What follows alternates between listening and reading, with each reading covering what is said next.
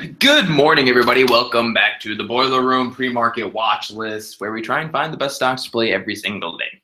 Now, sorry about hopping on so late today. For whatever reason, every time I went to broadcast, the stream wasn't working, so I had to actually shut down my computer, reload it, and now the program seems to be working correctly. So now we good to go. We are good to go.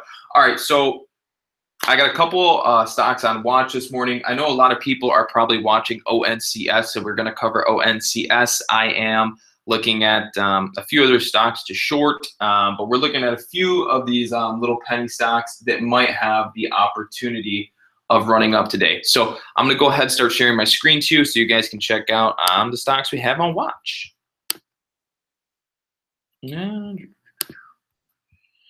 Okay. All right. So there are some people that are watching SDRL, so I feel like it's good to mention that SDRL is moving lower. It's probably not going to be in play as a lot of people had expected. So I definitely think that you guys, or for whoever may be trying to play SDRL, probably just leave it alone. It doesn't really appear to be doing all that great right now. It ran up huge after hours, and then it kind of just faded out and dumped pre-market. So definitely be cautious of that. I don't think it's something that you really want to be focusing on as of right now. Now, the first one we're looking at, ONCS. As you guys can see, it's really climbing higher here. As it continues up, it is starting to lose some volume. You can see that the volume is starting to kind of die down. Majority of the move has already gone up. I would expect that ONCS is actually going to drop out of the gates. I don't feel as if we're really going to get a strong break on this one. But if it is going to continue to the upside, what you're going to want to do is you want to look to see if it can break above its pre-market high. If it can break out of that pre-market high, then you're really going to want to have a first target of about 260, each 10-cent marker, right? So after 244, you actually run into the mental resistance at about 250. All right. So at about 250, you could see resistance on ONCS. So this is something that you're going to want to look for kind of 10-cent increments for resistance, because if you look at the daily chart doesn't actually have any real resistance for the past year. It's way above all of its price action resistance, and it's way above its moving averages. So the only real kind of go-to plan you can have with this is every 10-cent mark. But it's already made such a big move pre-market that there's going to be people looking to lock in their profits and probably cause it to drop out of the gate. So I would be very cautious with that being said. I think more or less you're probably going to see a drop out of the gates. I could be completely wrong. It's still on a bullish trend going to the upside. So for me to really want to play ONCS, I would look to basically play ONCS over the $2.50 mark. So over 250, which would be right about here. That's where I would look to get over, is 250. Before that, you're just putting yourself at risk for a major loss if it does end up dropping, okay?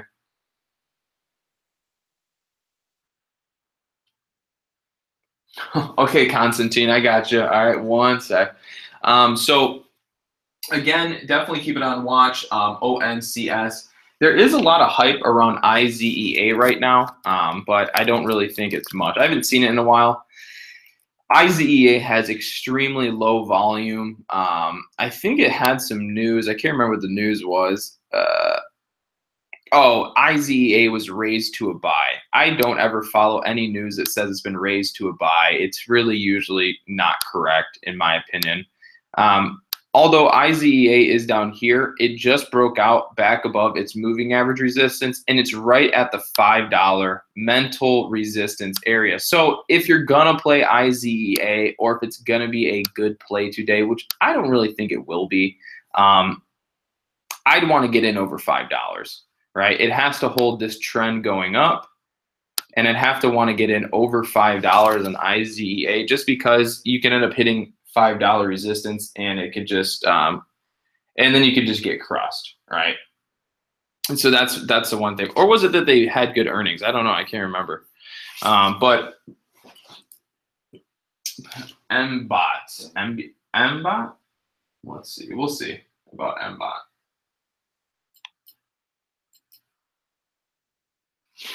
All right, so we'll take a look here.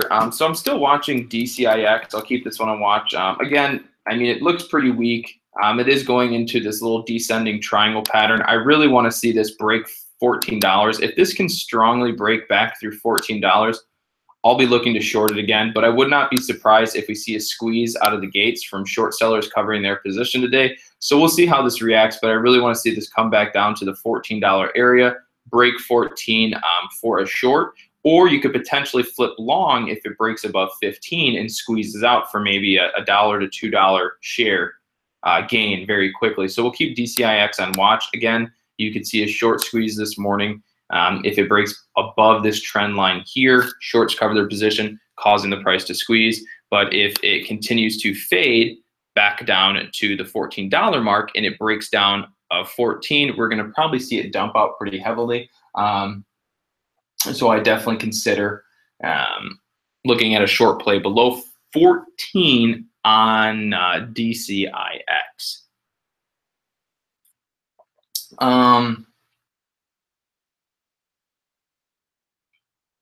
Yeah, Chris, exactly. Chris, like Chris said, like chances are, I honestly think ONCS is going to drop. To be honest with you, I really do. I really do. Okay, so let's run through these real quick, because I don't want to take too much of your time, and I got a little late start today. WTW had good earnings. Okay, look at this, right? Look at this daily chart. WTW had good earnings. It popped up very high to 54, but it couldn't hold 54, and it ended up creating this doji candle, right? It ended up creating this huge doji candle. If you look at the 1 minute chart, you'll see that the price is very close to $50. So I think if WTW continues downward and it actually breaks through $50 today, this could be a good short position. If it breaks below $50, you could have yourself a nice short position. But if it actually holds $50, like if it goes down to 50, which is right here, if it goes down to 50 and holds up that level, you could actually look at a good long entry if it's holding up above 50. You'll have a good risk to reward ratio because you're going to be buying on support with the potential of it to run back up to $54, $52, okay? David, 1407, like 14.9, I think. I might look to add more if it breaks 14, definitely. Or maybe it was 14.20. I don't know. I have to double check. So WTW, potential short below 50, potential long if it holds up 50 as strong support. That was the first one. Trip, we'll look at Trip. Honestly, if Trip cannot get back up above 30, I'll just be looking to short that. I mean, this is pretty easy. I don't have to really explain too much here. You can see that it's clearly on a downtrend, right? And if it keeps following this downtrend, it's going to break and continue downwards. So Trip is just going to be on a simple short watch, okay? The short, if it TRIP is short if it cannot hold below or get it back above $30. Jake, SDRL is probably over. I wouldn't really focus too hard on playing SDRL at this point. Next one on watch, with WTW, Trip, ONCS. I'll look at VRX.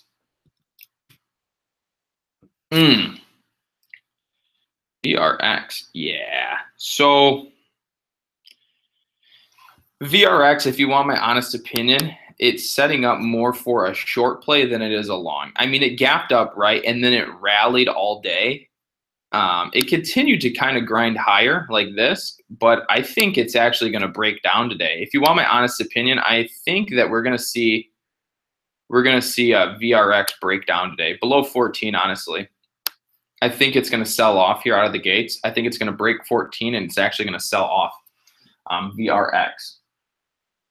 TOPS was moving this morning. I took a look at it earlier. TOPS. Honestly, TOPS is probably dead. It doesn't really look like it wants to do anything, but I could be wrong. It could. I've seen stocks like this just squeeze up out of nowhere. But again, TOPS, I mean, look at this big day it had. It popped up pre-market. Now it really looks like it's going to kind of fade out. and kind of drop, to be honest. HTGM, I'll look at HTGM real fast. So me, I would not buy HTGM to the long side.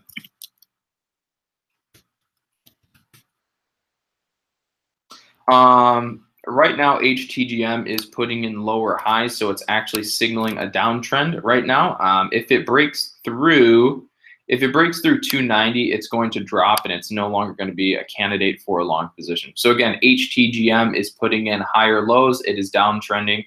If it breaks below like 290s, you'll see it pretty much just drop for the day.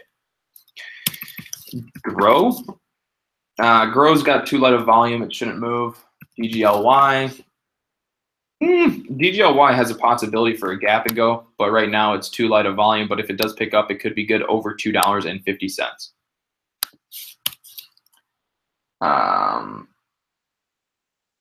I don't have time to analyze for swing trades. Swing trades, you should honestly be looking at weeks ahead of time for swing trading. That's my personal opinion. MYOS, I made some good money on MYOS, or MYO it was. MYOS has too light of volume. MYO is looking pretty weak, setting up for a short. There's just not a lot of stuff that looks good to the long side right now, honestly. Unless something's changed and I'm missing something. Let me check something else. No, that doesn't look good. RLOG is probably coming down. Yeah, guys, a lot of these low float stocks that are popping up this morning are popping up and they're coming right back down. Let me check this one. Yeah, exactly. Like Zach said, a lot of these low float stocks, there's nothing really. Consolidation, you matter is when the price is basically just moving sideways. I'll show you what consolidation looks like. I mean, this is kind of like consolidation right here, where the price is just kind of going sideways. That's consolidation. MBOT, did I even look at that? Yeah, MBOT too light, too low on volume, probably won't move. PLX too light on volume, won't move. ETCA, I just looked at ETCA, too light on volume, it won't move. HTGM, yeah, HTGM is most likely going to break down. I mean, it's just a lot of these stocks just aren't good. SPI looks very light on volume as well, probably won't move. DCIX is looking to break down here, pretty good. Just keeping an eye on it. So, SHIP, you know what, SHIP, I looked at the other day. SHIP looks like it's coming down as well. I mean, I honestly, guys, I mean, like, I don't mean to make it so that everything looks short biased, but there literally is like nothing that looks good to the long side for me right now. I mean, it's possible that I just am missing them and I'm just like have an eye for shorts right now, but it just nothing really looks strong. Okay, in my opinion. Like Zach said, everything just seems to be really coming down right now.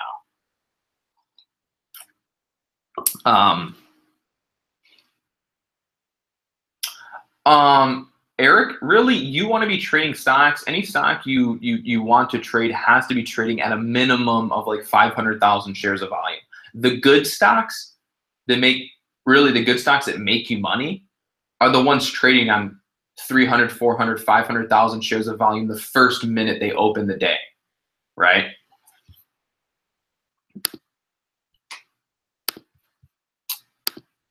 So, I mean, again, that's kind of all I have for you this morning. Things are moving a little bit slower. I don't want to say they're moving slower. It just looks like a lot of these stocks that are going up pre-market are kind of just coming and fading back down. They're really just not holding up right now. So that's kind of the big issue is they're not holding up right, and they're kind of just dropping back down and setting up more for short plays. And I know some of you guys can't short, but when you get there, trading becomes easier because you understand both sides of the playing field at that point. So yeah, no problem, definitely. Jake, yeah. So again, a lot of this stuff is just coming down right now, not looking very good. And it just kind of is what it is. You kind of have to adapt. If there's no trade for you, there's no trade for you, okay? So that's really all I have for you on the pre-market watch list. While I have you guys in here, I don't know, but if any of you guys are planning on taking the trading course that I launched, the link is in the description below. It's basically, it's like 50% off until the end of the day Friday. So if you want to go ahead and get in early, you can do so. The link is in the description below. Right now, still working out kind of the bugs and issues to have the screen share up and going so you can see all this kind of.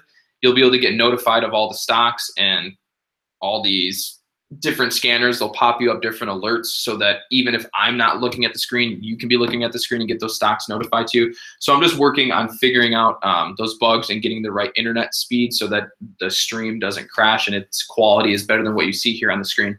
So again, links in the description below. The link to the chat room that I just opened is also in the description below. You can go ahead and use both of them. Do with what you want with it. So I will see you guys again for pre-market watch list tomorrow morning. Alrighty, guys, I'll take care.